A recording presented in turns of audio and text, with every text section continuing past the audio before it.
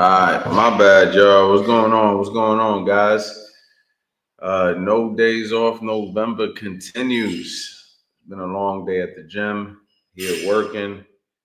1 second, guys. 1 second. 1 second. We about to get started.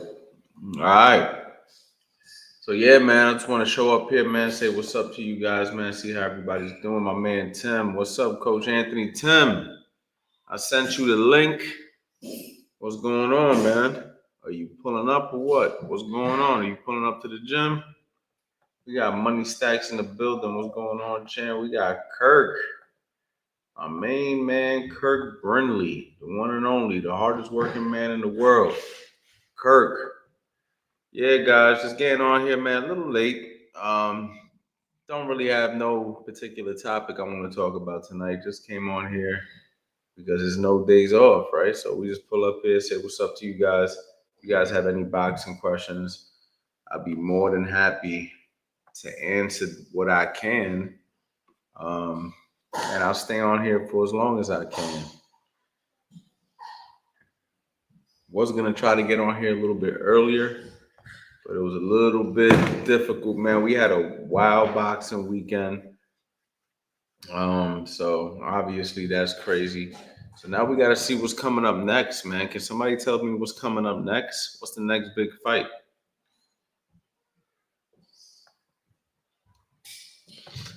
Mr. Special Feature, what's going on, bro? How you doing?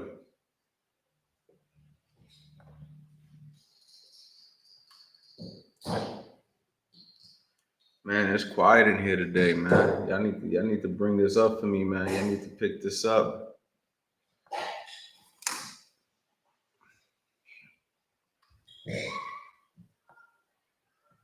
Hit that like and subscribe button, man. Listen, no days off November, man. Be wearing everybody out, man.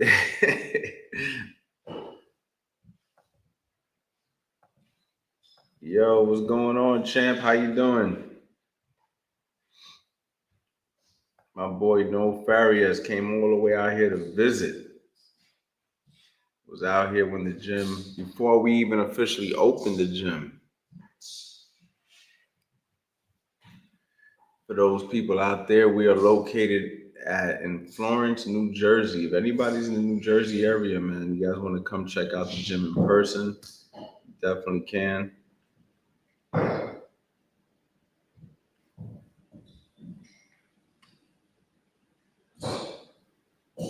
Listen, guys, check it out, man. If you guys don't got no cues for me or no cues for the A's, Coach A's gonna roll up out of here because we still got about 10 more days left in November, and I'm showing up every day. Eric Hernandez, what's up, Coach? What's going on, my brother? How's everything with you, man? Long time no speak. How you doing?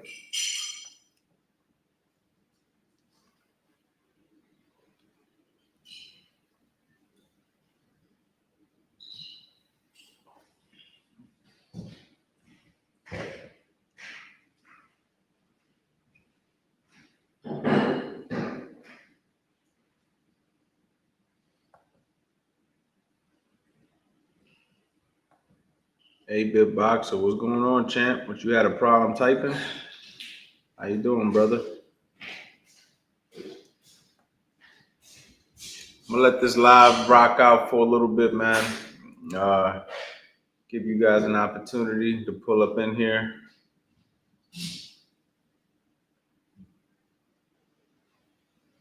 Sean Breezy. My man Sean Breezy, we got IK. What's going on, bro? Talk to me, ladies and gentlemen. How can I help you?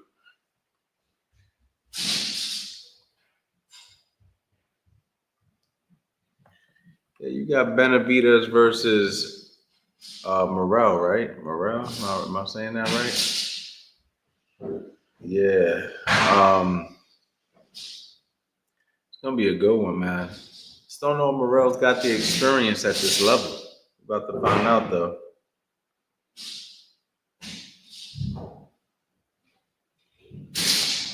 Kirk, man, I'm gonna be honest, bro. I don't watch no UFC, man.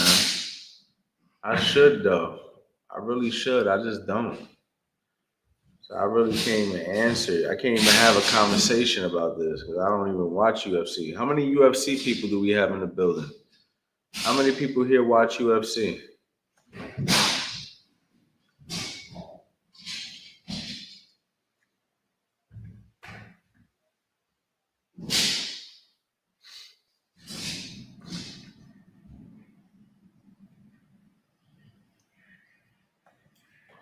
Hey, coach, man. I don't know. Am I trimming the Tyson fight? Felt fixed. I mean, a lot of people say that, man, but y'all got to remember, Tyson's 58 years old, man. Tyson's 58 years old, and I personally believe that Jake Paul decided to show respect to the legend, and I think he pulled back. I think that he pulled back, and he just did enough to win the rounds. And as crazy as that sounds, that's what I mean. That's just the times that we're in. We're in a time where Mike Tyson's no longer the baddest man on the planet, but you know, it's all good. You feel me? But nah, I don't think it was fixed. I think that it's just the way it was.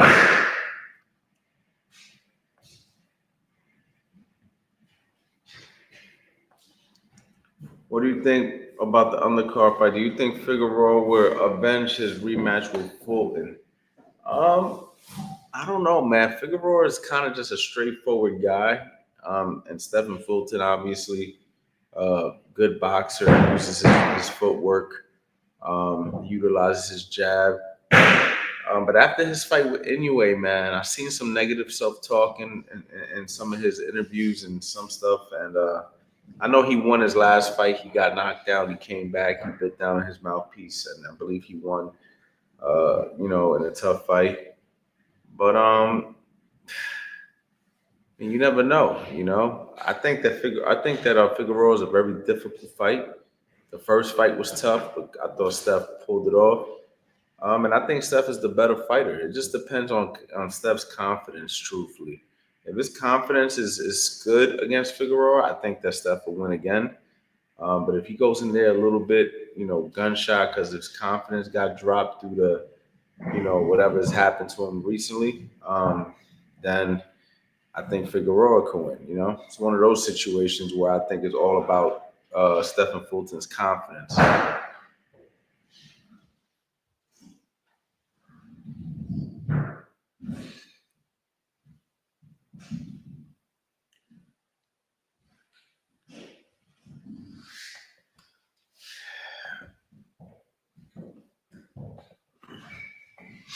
What do you think about the differences between regular boxing and bare knuckle boxing? I mean, the biggest difference obviously is the gloves, and also they're not fighting in the ring.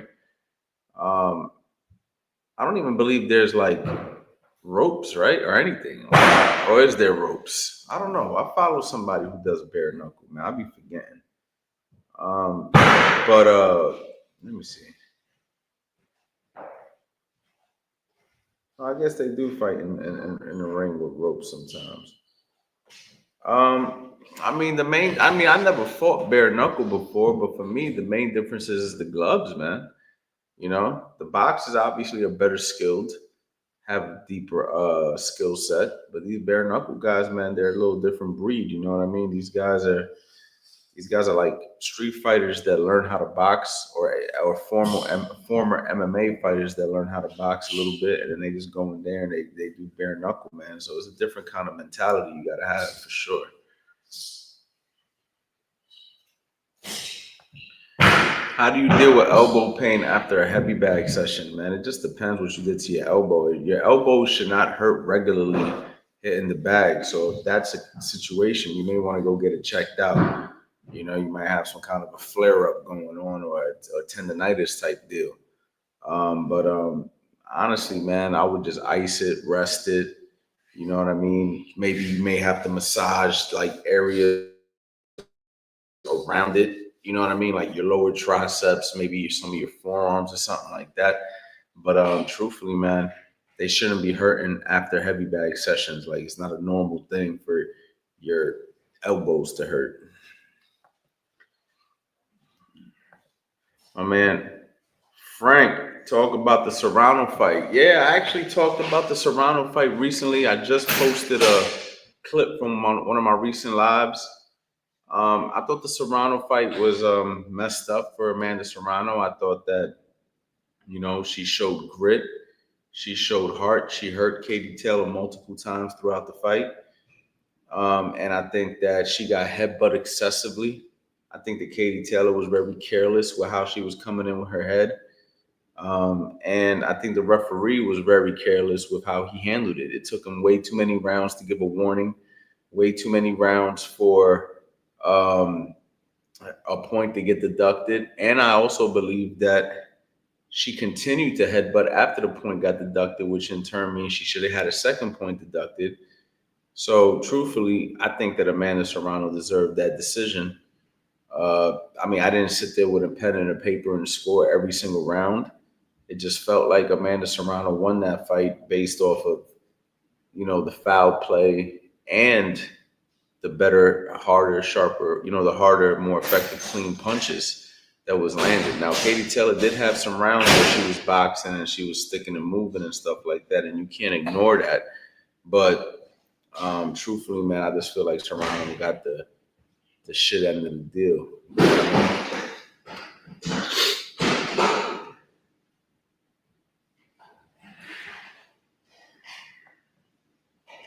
Coach, when I'm doing a slip, roll, am I stepping?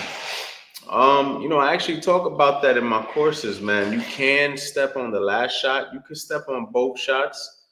Um, so it just really just depends. There's no right or wrong, but typically when you take the step, it's just to give you a little extra leverage for the next decision that you're gonna make. If you're gonna like step under and pivot, then you need to step a lot of times because you got to get that foot in place. A lot of times I tell people wait to the second roll to step. So maybe you'll go with like a slip roll. If you know you're coming back this way, then step as you roll to your right.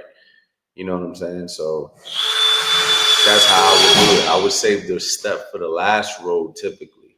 However, I've seen guys roll and take small steps on both. I've seen guys double roll and not step at all. But if you don't step at all, you got to stay low.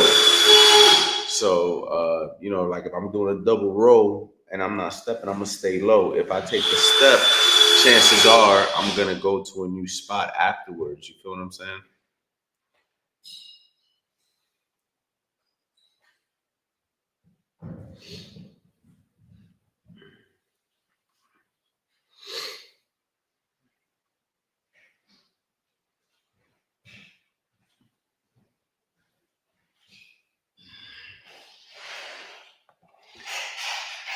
Chelsea Gray, why didn't Serrano's coach teach her along with that killer left hand to step back and check hook Mayweather?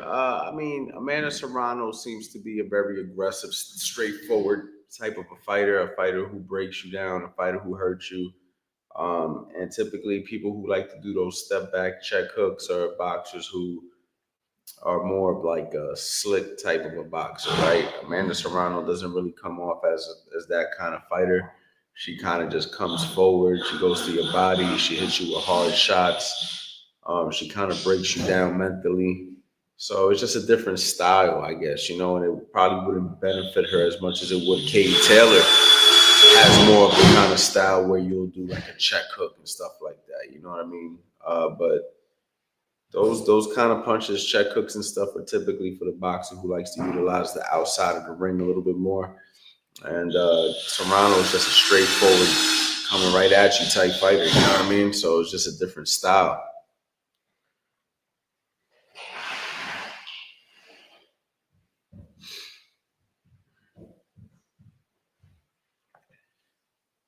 What's going on, champ? How you doing, man? I'm good, brother. Thank you.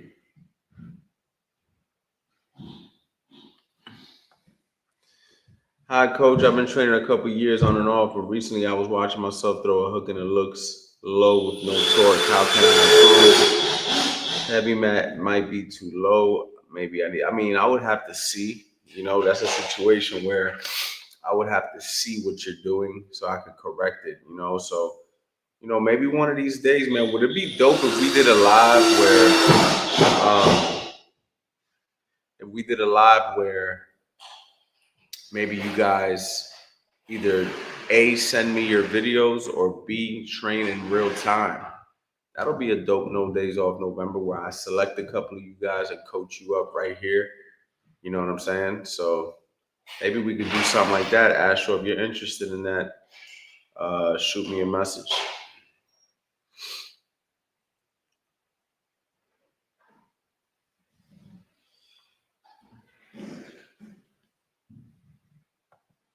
Hi, Coach. You think boxing potentially missing from future Olympics? We would love to see the transition of USA boxing moving across pro earlier in their careers. Lots of love, Australia. Bear with me over here, guys. As you can see, I got somebody working in the back. But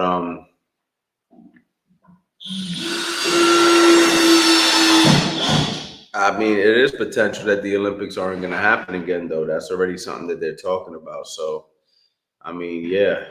Um, you know, a lot of pros, I say amateurs moving across pro earlier in their career. I'm not sure what you mean moving across pro earlier in their careers. I guess you're saying turn pro earlier. If that's what you're saying, I mean, yeah, I mean, a lot of pros, a lot of amateurs are already doing that, to be honest with you.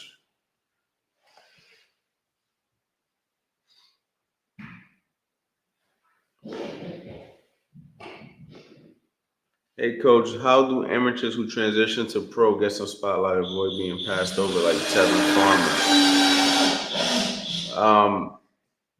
I mean, you want to be careful just turning pro um, with no following, no manager, nobody knows you. That's typically the problem unless you have a serious amateur background. But if that's the case, people already know you, right? So turning pro where nobody really knows you, you can't sell tickets, you have no amateur pedigree, or you only have a few amateur fights. That's typically the fighters who have the hardest times becoming successful as pros because they just have nothing.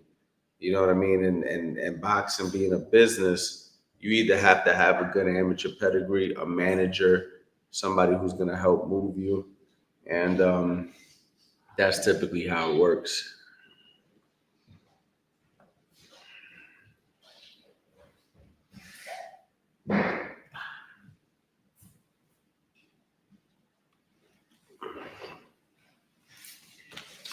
Can I sit like this? Let me see.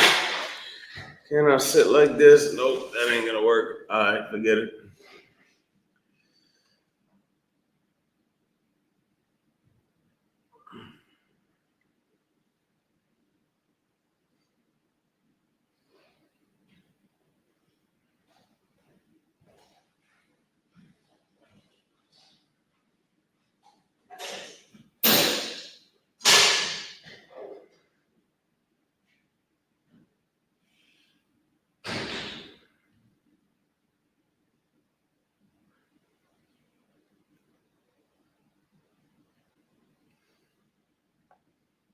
I love your idea about a live training session. Any opportunities for your fans of your training videos to come for your gym? Yeah, 100%. There's opportunities for that.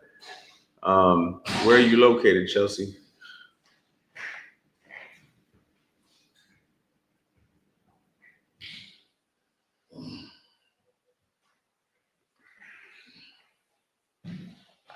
Yo, coach, what is your take on disrespect during a fight? What do you think of Goyat's humiliation tactics during the fight? I did not see Goyat's humiliation tactics. Maybe I could pull it up real quick. Let me see, man. I didn't see it, so I can't really talk on it.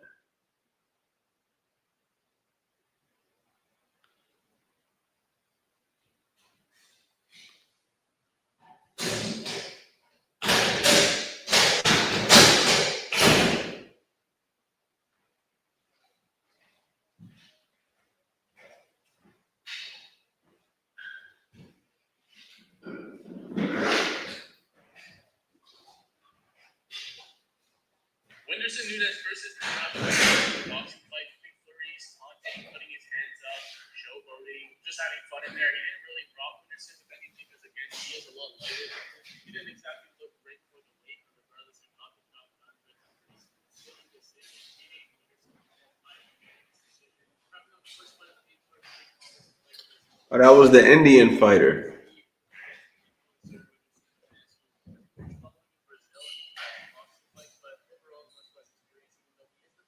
Yeah, I didn't get to see that. I actually cut the fight on in the middle of the Barrios fight. So I didn't get to see it, unfortunately. I wanted to see it though, because I trained a girl from India and she was telling me about that guy.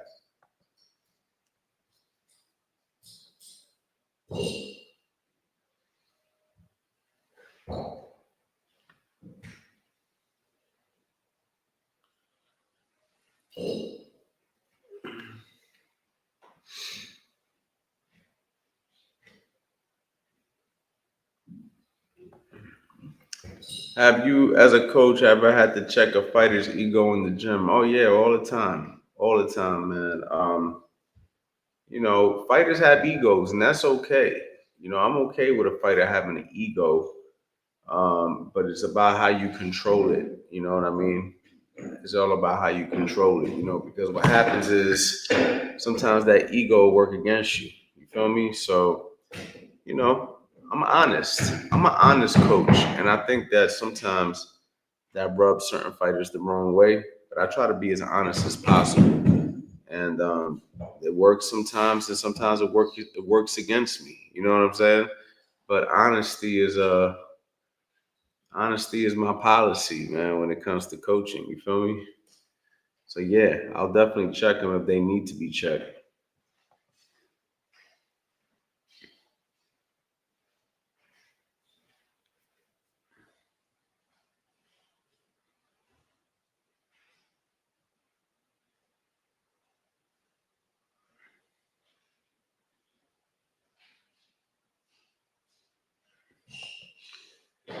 Coach, did Tevin have the tick when you worked with him? Could that have been responsible for his output last weekend? I think that Tevin had issues with the output that um, his opponent had. His opponent was throwing a lot of jabs, and that took a little bit of time for Tevin to time. But once Tevin started to time him and started to land some clean shots, I thought Tevin did very well.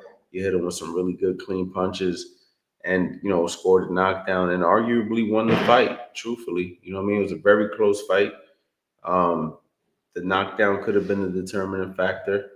You know what I mean? A lot of people felt Tevin won. So, I mean, it was just one of those fights where you had one guy who had better boxing skills and actually seemed like he hit harder, which was Tevin, ironically, a guy with only 8 knockouts, and then you had Cepeda, who just a fucking workhorse, man. This guy just keeps punching, and you don't know what the judges are looking at.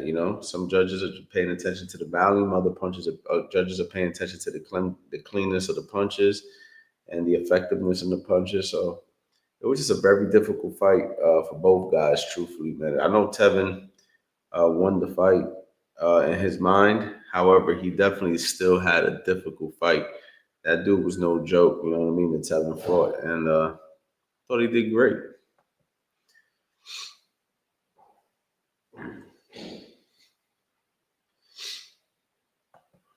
Is Ray Ford still with you? If not, what happened? Right now, I'm not working with Ray Ford. I really don't discuss personal matters, publicly. You know what I mean? When it comes to fighters or anything like that, for whatever reasons, whether we're working with each other or we're not. However, I wish Raymond Ford the best. I thought he looked good in his last fight. He utilized his jab very well. And everybody saw what we did this year. You know what I mean? Earlier this year, we won and arguably had a Fight of the Year candidate. We won the world title. I was with Raymond for 5 fights, and or 5 or 6 fights. I'm not sure, but definitely at least five. And we were successful, very successful. The Nick Ball fight, you know what I mean, kind of went against us. Some people thought that Raymond won that fight also. But in boxing is one of those things where you know you don't always end up with the people that you come in with. And but at the end of the day, me and Raymond you know, it is what it is. If you feel me, we made history together, and that can't be erased. So for right now, I wish Raymond the best. I got a gym to focus on, and I got a bunch of great people here that I want to give my energy to.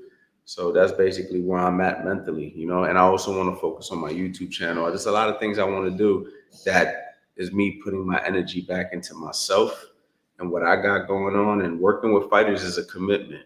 Working with the fighters is a full-time commitment. You know what I mean? These guys want to go to camps, you know, take you away from your family, you know what I mean, to get them prepared for a fight and stuff like that. And sometimes that's difficult for coaches too, because you got to sacrifice a lot for the fighter. So it's all about what am I willing to sacrifice at this moment in time. So anyway, didn't give you a complete answer, but that's where I'm at with it.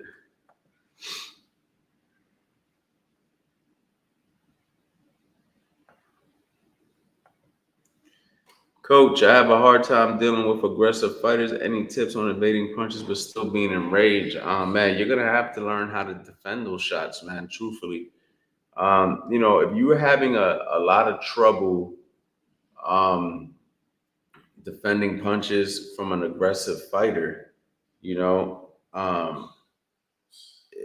that's a problem in itself, right? So first, you got to get comfortable absorbing those shots, dealing with those shots before I can give you any advice on how to fight off of it. So I'm gonna say the first thing you have to get comfortable is with catching those punches on your elbows, your arms, you know, and not panicking when those punches come at you. Because I know a kid, matter of fact, I got a kid in my gym today who showed me a video of him in a fight that he had. And he was doing the same thing, just trying so hard not to get hit and just inviting.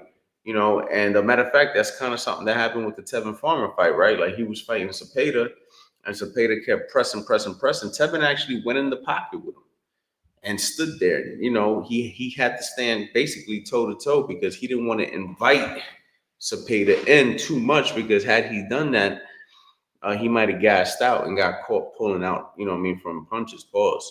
So at the end of the day, it's like you got to get comfortable absorbing some of those shots on your arms, your elbows, you know what I mean, and get comfortable there first before I can really give you advice on how to counter off of that. You know what I mean?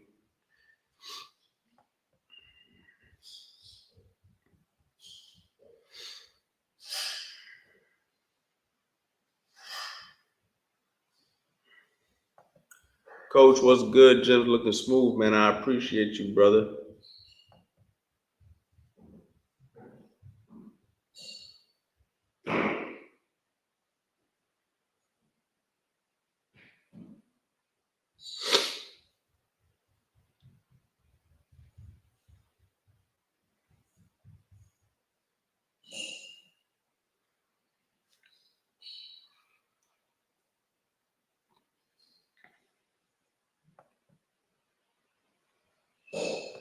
My man, Money Stacks, hit that like button, man. Yes, sir. Yes, sir.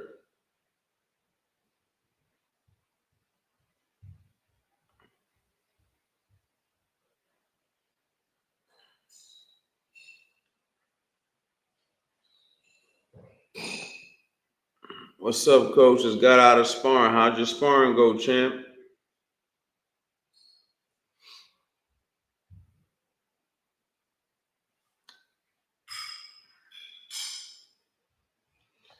Yo, I actually got a nice Black Friday deal for you, champ. I got 3 courses for 37 bucks. If you want it, let me know. I'll put the link in here, man. 3 courses that'll give you 150 combos for 37 bucks.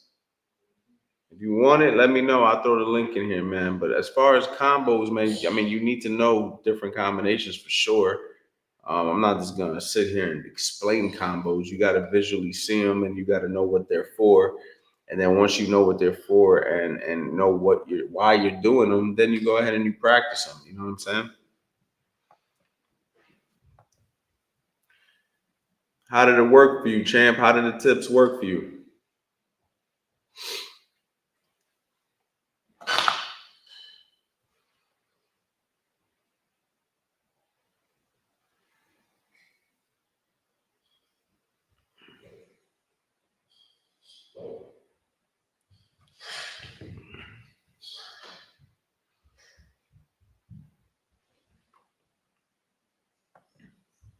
I appreciate all the knowledge and direction you give us in the gym daily, bro. But that finisher tonight was murder.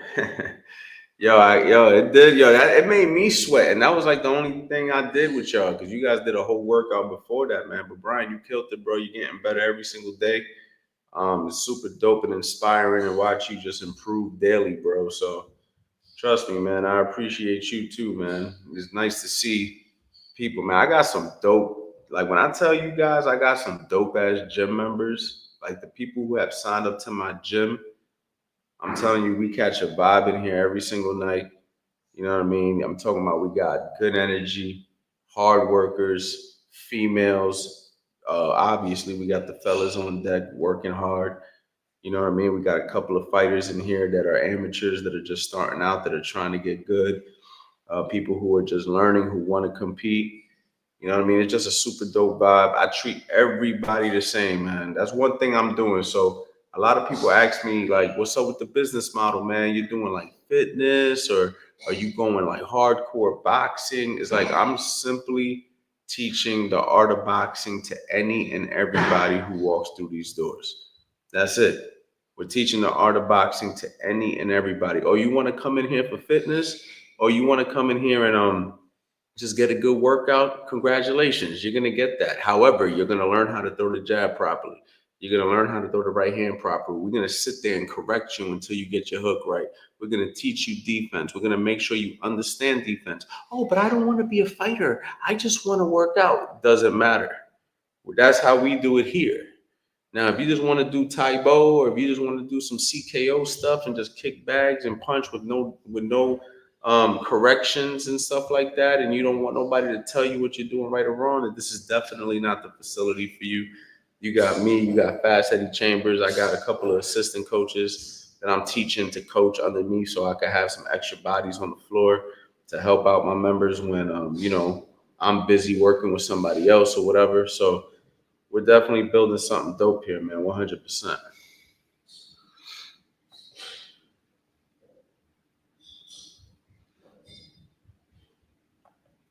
Coach, what got you interested in boxing, and what made you want to be a coach? That's a dope question, man. So when I was young, a lot of people who don't know, for those who do not know, I'm from Puerto Rican descent, right? My grandmother's Puerto Rican, and my grandmother actually used to make me watch boxing with her when I was a kid, like 8 years old.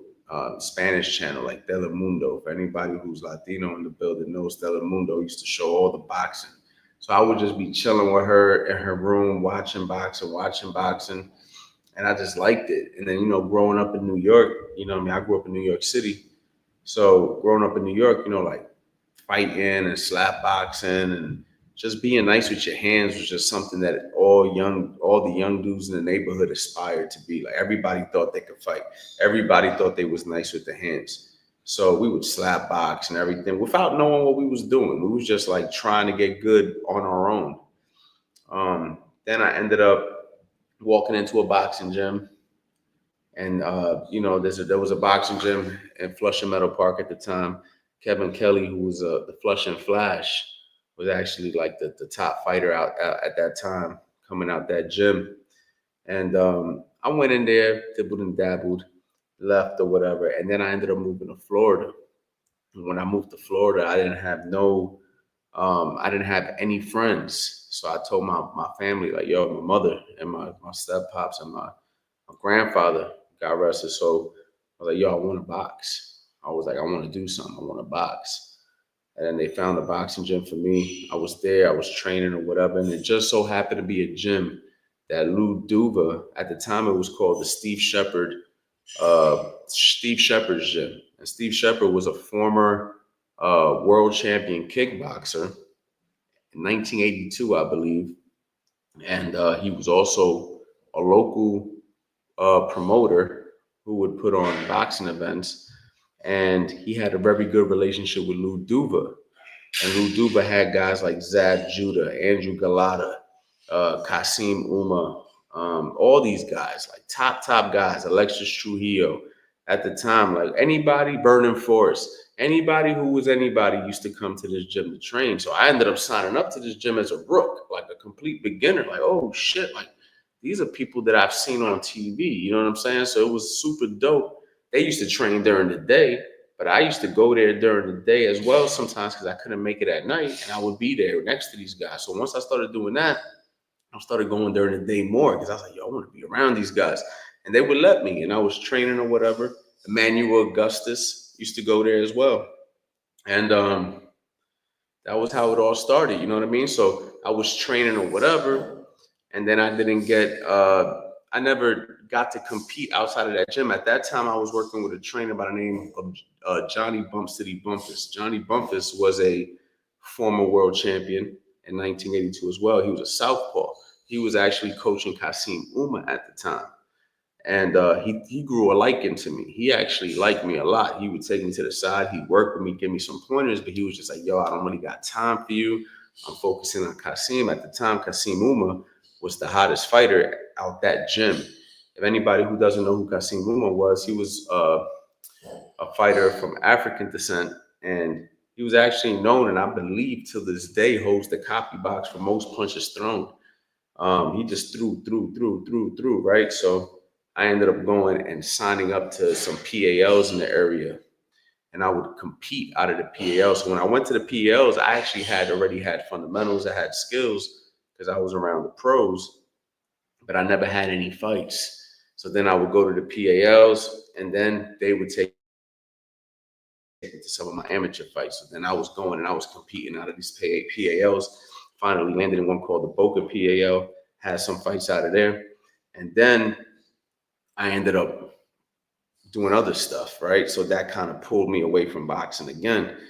But I still would figure out a way to still go to a boxing gym, And I got to the level where I was able to spar with professionals on a regular basis. So I would spar with pros even though I wasn't getting ready for a fight. Like I would go into a gym and then they'll be like, yo, do you think you can give this guy a couple rounds?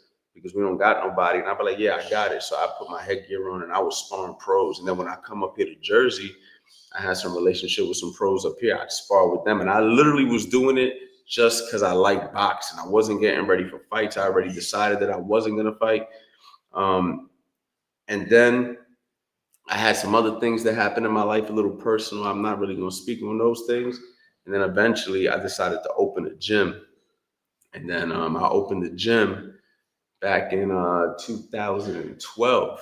I opened my first gym. And we were open all the way until 2020, COVID.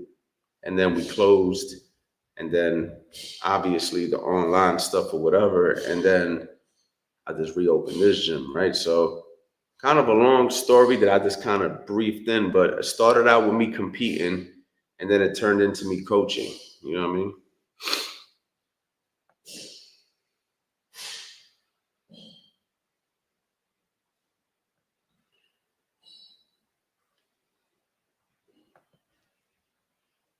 I'd get teed off in sparring, and my coach says match the energy, but I'm scared to hit people hard. I don't want to hurt anyone. What's your thoughts? I think you should leave the sport and do something else because if you're just going to go into the ring and somebody's going to be whooping your ass and you're not going to do anything to defend yourself to the point of, protecting yourself at all times, then I think that maybe boxing's not for you. You know what I'm saying? Because if you're scared to hurt somebody and they're not scared to hurt you, I mean, what are we really doing? And there's 4 lines of defense, right? Head movement, footwork, blocking, and offense. And offense is the 4th line of defense that you need to use and utilize to earn your respect. Because if you don't hit somebody back, they're just going to keep swinging on you. And it's only a matter of time till one of those punches slide through and knock you out. So my advice to you is find something else. You feel me? Like that's my true honest advice. Or change your mentality.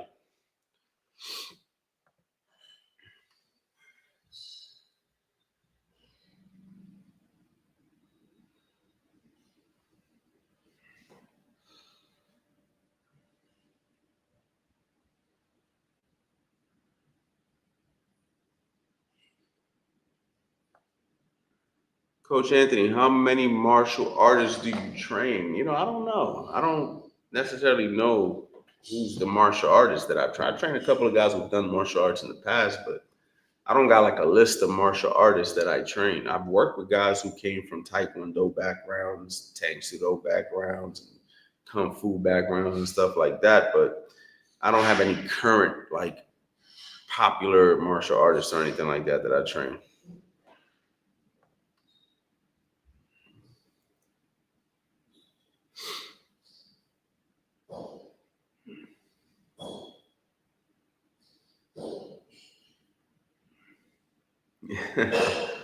I've definitely dished out my fair share of ass whippings in and out the ring, but now I'm much older now, much more mature.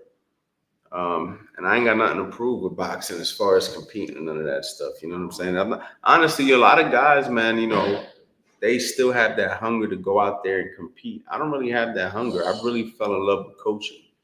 I just truly, honestly fell in love with coaching. I fell in love with teaching. I love watching people just get better. I felt like I boxed myself personally for so many years. At this stage, it's just like giving back, and I've been a coach now for, like 12 years. You know what I mean? I've been a coach for 12 years, like a professional coach, worked 11 world championship corners as a coach. You know what I mean? Worked with thousands of people over the years, online and in person combined.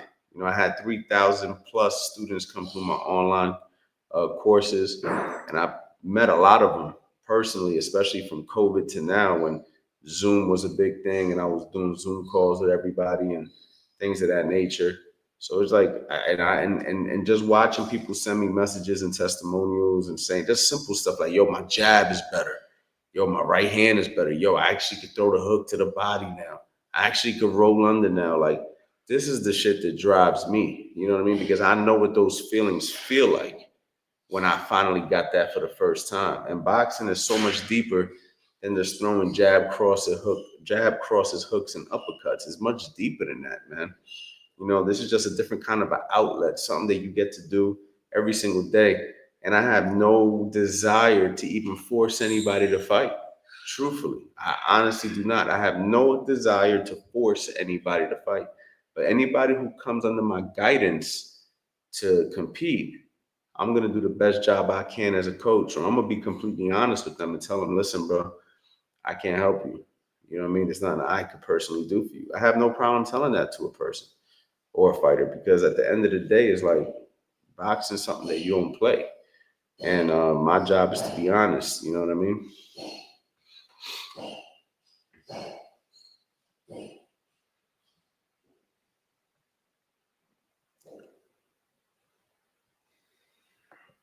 Coach, you got any tips going against somebody with longer reach? I keep eating jabs on the way in, man. You're gonna have to move your head.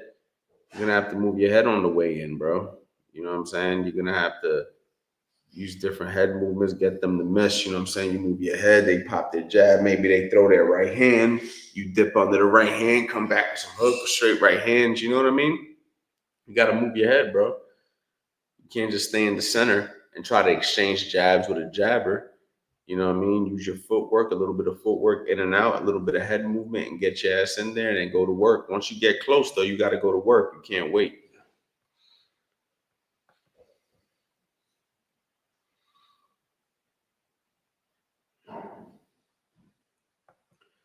What are the requirements for becoming a coach? Well, it depends what kind of coach you're talking about. Like, if you want to be a coach for USA Boxing, then you're gonna have to register through USA Boxing. But the requirements, in my opinion, to be a coach is you have to know boxing. You have to know what you're doing, and then once you know what you're doing, you can start coaching people. You know what I'm saying? Coach Peace, where do you rank the heavy bag in importance for general fitness? We appreciate your time. I don't think it's important for general fitness. I think it's helpful. Now, if you're looking to be a boxer, I think it's very important because you got to develop punching power and develop your snap. And I think you could do that on the heavy bag. You learn how to place punches. You learn how to condition your hands for punches. You condition your shoulders, your arms. You get to feel some impact. It definitely is a great way to burn calories and resist and build some resistance. But I mean, there's plenty of people who are in great shape who don't hit heavy bags.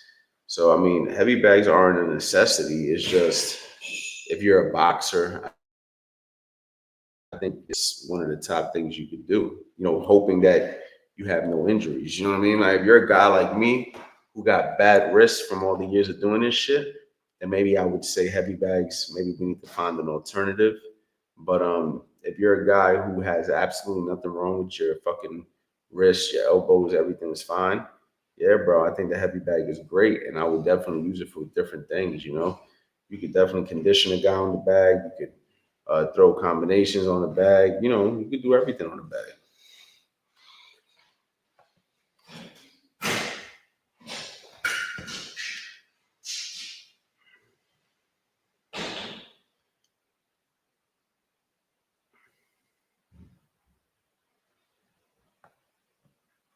I've been adapting your stuff for Muay Thai and MMA. Is dope. Appreciate all of it, Coach. I appreciate you, man. I appreciate you.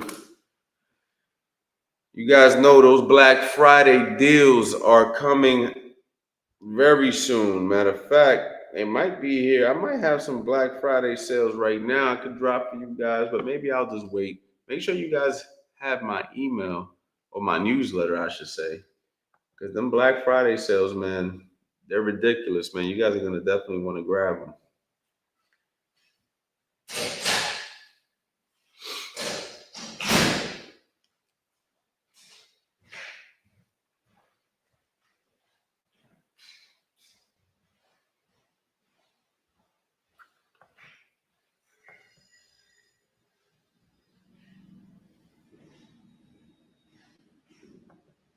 Would a coach be respected if he was never a pro or an amateur? Probably not. Probably not until he proves his work.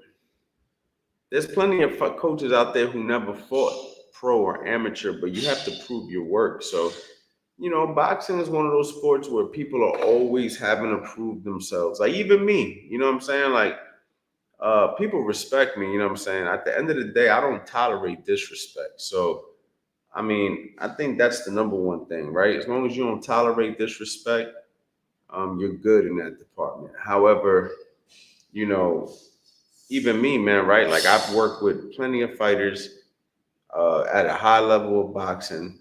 I've taught plenty of people. I've put plenty of videos out showing, techniques that are proven and true. And there's still going to be somebody out there who says Coach Anthony's a fucking bum. Coach Anthony don't know what the fuck he's doing. Coach Anthony ain't shit. Who has Coach Anthony trained? Oh, that guy already knew how to box when Coach Anthony got with him. This guy ain't nothing. Oh, that kid was just an athlete. You know what I mean? I've taken kids with no experience, built them to that. Oh, that kid was an athlete already. Like, okay. Like, you see what I'm saying? So, like, boxing is one of those sports that nobody ever want to give the coach credit. You know what I'm saying? Especially if they're coaches. It's typically the people who are looking from a distance, who have just an open heart, who just pay attention to the knowledge, and they're just like, nah, this guy knows what he's talking about. So, I just think that you're always gonna have people who fuck with you and people who don't fuck with you, and people who respect you and people who don't respect you. You ain't gotta like me, you know what I'm saying? But you ain't even gotta respect me. But if you come to me with disrespect, then we're gonna handle that accordingly. You know what I'm saying?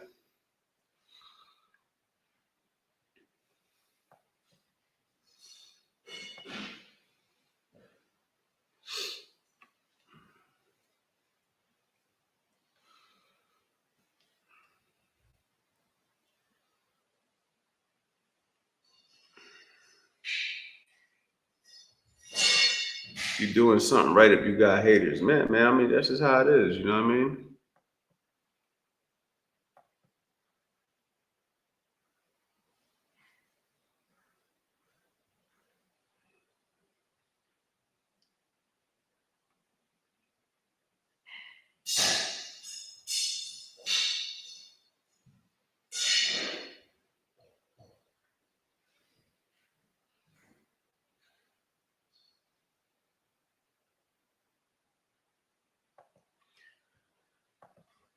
How do you keep your joints healthy when holding them frequently for people? I've been coaching for a while. My joints ache a lot these days. Join the club.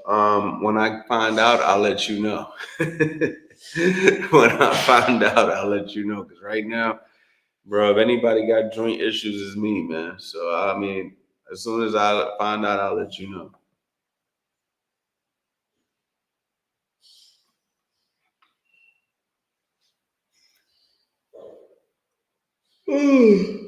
Excuse me, guys. Been up early. Gonna be hanging this up soon because obviously I gotta get up early in the morning.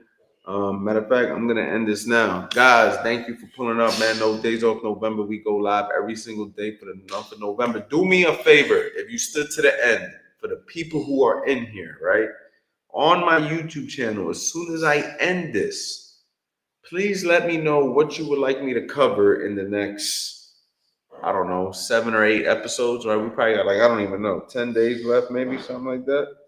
We got like 10 days left, maybe 11, 12 days left. Let me know what you guys want me to cover. I'm going to close No Days Off November strong with some really dope content. I'm going to definitely put some ideas. I'm going to definitely put some ideas by myself together. However, I would love to see what you guys.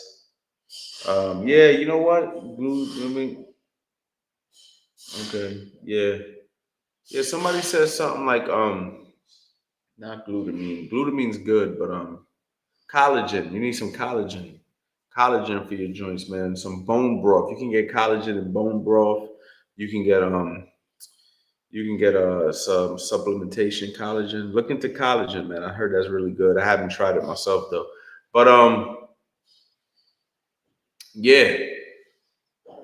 Leave the comments when I end the live so I can go back and look at it. And I'm going to go ahead and close No Days Off for November is really strong. We're going to go ahead and release these Black Friday deals this week, man. So anybody out there who wants to go ahead and grab my courses, get ready for some fire ass deals. I usually promote it in the beginning of November, but I'm going to promote it once I have it all set in stone. And you guys are gonna definitely want to take advantage of that. And I might have some cool bonuses for you guys, man. So anyway, man, thank you guys for the love and support. Make sure you guys are following me on Instagram. Make sure that you guys, if you don't follow me on Instagram, is at Coach Anthony. That's where I go ahead and I connect with people daily. You can also text me 215-709-5437. My TikTok, same thing, Coach Anthony. And you guys already know, man. Peace.